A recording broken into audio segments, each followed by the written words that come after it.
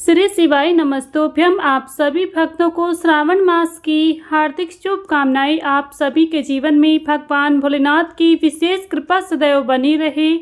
श्रावण मास भगवान भोलेनाथ का सबसे प्रिय महीना है।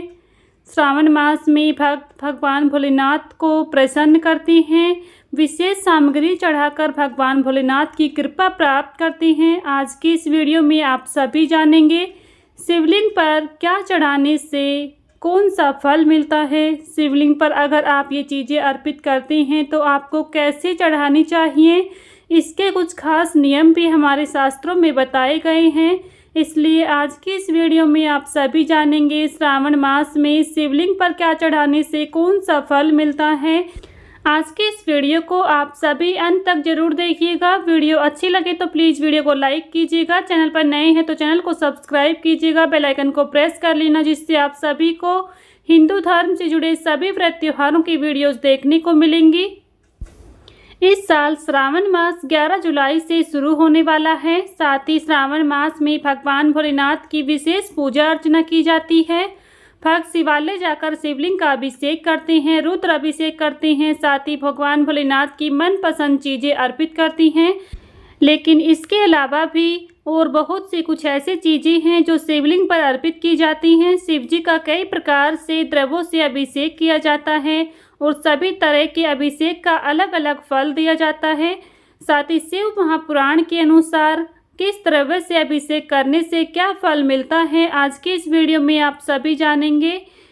महादेव का अभिषेक कई तरह से किया जाता है। जल से रुद्र अभिषेक करने पर वृष्टि होती है। कुशा जल से अभिषेक करने पर रोग व दुख से छुटकारा मिलता है। दही से अभिषेक करने पर पशु भवन तथा वाहन की प्राप्ति होती है। इसके साथ अगर आप गन्ने का रस अभिषेक करते हैं, यानी कि गन्ने के रस से अभिषेक करते हैं सावन के महीने में, तो आपको लक्ष्मी की प्राप्ति होगी। अगर आपके जीवन में भी धन संबंधी कोई भी परेशानी है तो आप इस बार सावन के महीने में ये उपाय जरूर करें। आपकी धन संबंधी जो भी समस्याएं हैं वो अवश्य ही दूर होंगी। गन्ने के रस से अभिषेक करने पर लक्ष्मी जी की प्राप्ति होती है। साथ ही अगर आप गन्ने के रस से रोजाना अभिषेक नहीं कर पाते हैं तो आप गुड़ के मिश्रित जल से भी महादेव का अभिषेक कर सकती हैं। आप पूरे सावन के महीने में या फिर हर सोमवार के दिन आप गुड़ मिश्रित जल से महादेव का अभिषेक जरूर करें। इससे भी आपकी आर्थिक तंगी दूर होगी। साथ ही धन संबंधी जो भी समस्याएं हैं जीवन में चल रही हैं वो भी समाप्त हो जाएगी। मधु युक्त जल से अभिषेक करने पर धन वृद्धि होती है, यानी कि अगर आप शहद मिलाकर जल में महादेव का अभिषेक करते हैं तो आपको जीवन में धन की प्राप्ति होगी। तीर्थ जल से अभिषेक करने पर मोक्ष की प्राप्ति होती है। तो देखिए, तीर्थों का जल बहुत ही शुद्ध और पवित्र होता है। अगर आप तीर्थों के जल से महादेव का अभिषेक करती हैं, जैसे गंगा जल से, यमुना जल से महादेव का अभिषेक करती हैं, तो इससे आपके जीवन में अनेकों परेशानियां दूर हो जाएंगी, साथ ही मोक्ष की प्राप्ति होगी। इसके अलावा इत्र मिले हुए जल से भी अभिषेक कर सकते हैं। इत्र मिले हुए जल से अगर आप शिवलिंग का अभिषेक करते हैं पूरे सावन के महीने में शारीरिक रोगों से छुटकारा मिलेगा। दूध से अभिषेक करने से पुत्र प्राप्ति होती है। अगर आप पूरे सावन के महीने में या फिर हर सोमवार को दूध यानी कि कच्चे दूध से अगर आप महादेव का अभिषेक करते हैं तो इससे आपको पुत्र की प्राप्ति होगी, मनोकामनाएं पूर्ण होंगी। साथ ही गंगा जल से अभिषेक करने से जबर ठीक हो जाता है, यानी कि आपको जो भी बुखार हो रहा है या फिर आपके घर में कोई भी बीमार है, रोग रहित है, तो वो दूर हो जाते हैं। साथ ही दूध और शक्कर मिश्रित अभिषेक करने से सद्बुद्धि की प्राप्ति होती है। इसी तरह से घी से अभिषेक करने से वंश विस्तार होता है। सरसों के तेल से अभिषेक करने से रोग तथा शत्रुओं का नाश होता है।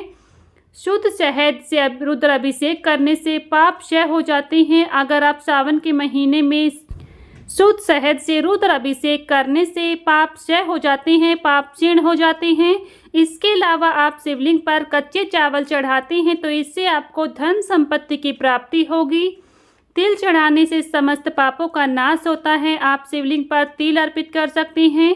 शिवलिंग पर जौ चढ़ाने से लंबे समय से चली आ रही परेशानी दूर हो जाती है। साथ ही शिवलिंग पर गेहूं चढ़ाने से सुयोग्य पुत्र की प्राप्ति होती है। इसी तरह से परिवार के किसी भी सदस्य को अगर तेज बुखार है, कम हो जाने की मान्यता है।